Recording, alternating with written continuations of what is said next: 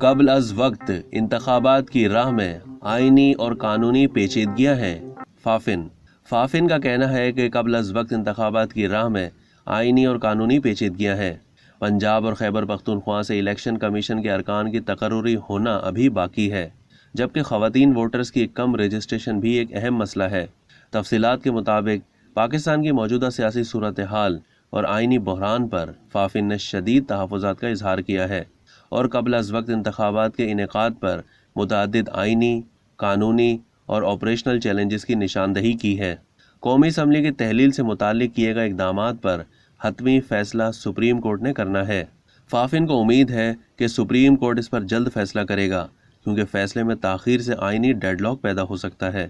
موجودہ صورتحال میں سیاسی جماعتوں پر بھی بھاری ذمہ داری عائد ہوتی ہے کہ وہ اپنے کارکنان کو کنٹرول کریں تاکہ سیاسی اختلافات پر تشدد واقعات میں تبدیل نہ ہو جائیں۔ فافن کے مطابق قبل از وقت انتخابات کی راہ میں بہت سی آئینی اور قانونی پیچیدگیاں ہیں۔ سب سے بڑا مسئلہ کسی بھی الیکشن کی قانونی حیثیت کے حوالے سے الیکشن کمیشن کا مکمل ہونا ہوتا ہے، جبکہ پنجاب اور خیبر پختونخوا سے الیکشن کمیشن کے ارکان کی تقرری ہونا ابھی باقی ہے۔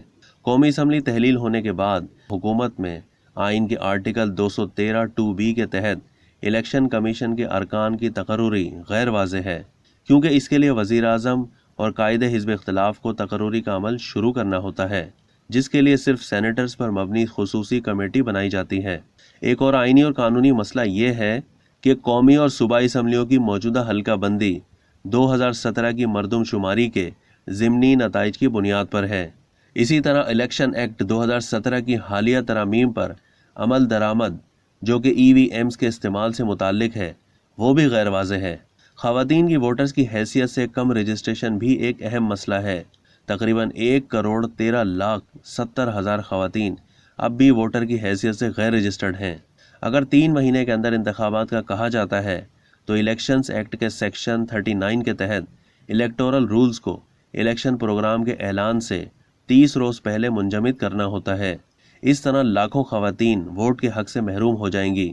اب تک کے لیے اتنا ہی۔ مزید معلومات کے لیے ڈیلی جنگ کے YouTube چینل کو سبسکرائب کرنا نہ بھولیے اور فیس بک کے پیج کو بھی لائک کرنا نہ بھولیے۔